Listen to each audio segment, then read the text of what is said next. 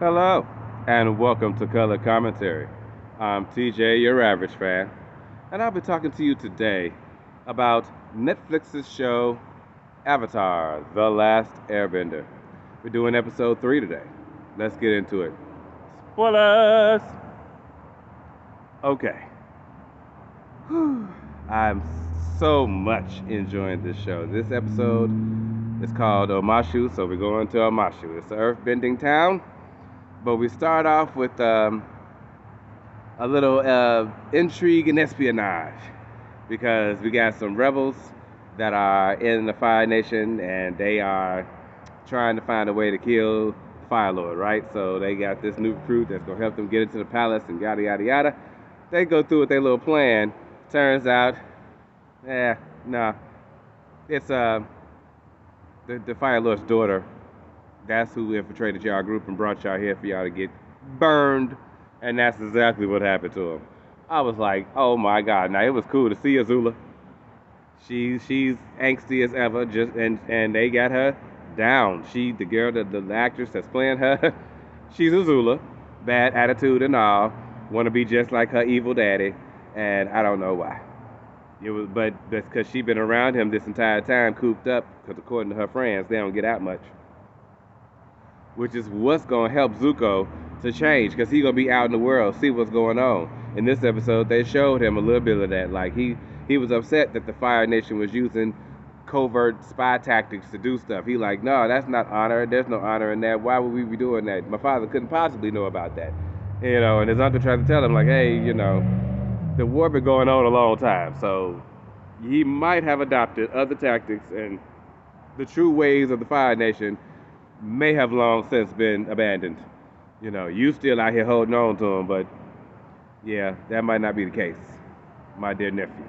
And I was like, yeah, uncle, yeah, people's feelings change. Another way that showed was also in this episode when they go to Amashu, the Earth Kingdom. We got Jet and the orphans, baby. And so now we pushing the story along. Like, they are really pushing, moving forward. I know it's 9 episodes, but they are hour long.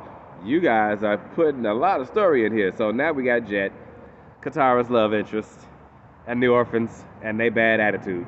Because they start off having you thinking they was good guys. They trying to do the right thing, stop the Fire Nation spies from taking down the city.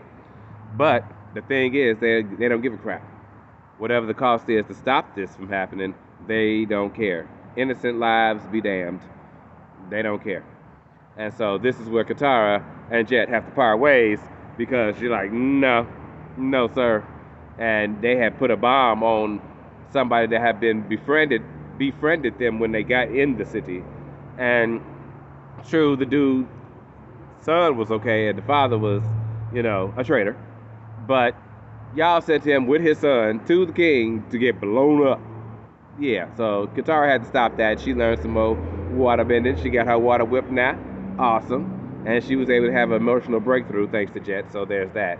But that love interest thing, ooh, I felt sorry for her, because I'm like, yeah, he's such a good guy, but such a bad guy at the same time, because him and his team is ruthless. They don't care. They do whatever it takes to stop the Fire Nation from hurting other people, even if that means them hurting other people.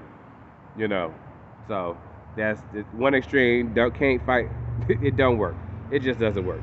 And so I was glad they used this episode to show that how it just doesn't work. So in this episode as well, Uncle Iroh and Zuko decide they're gonna sneak into the city to try to get, because there was reports of an airbending incident, and so yeah, he's coming to get him.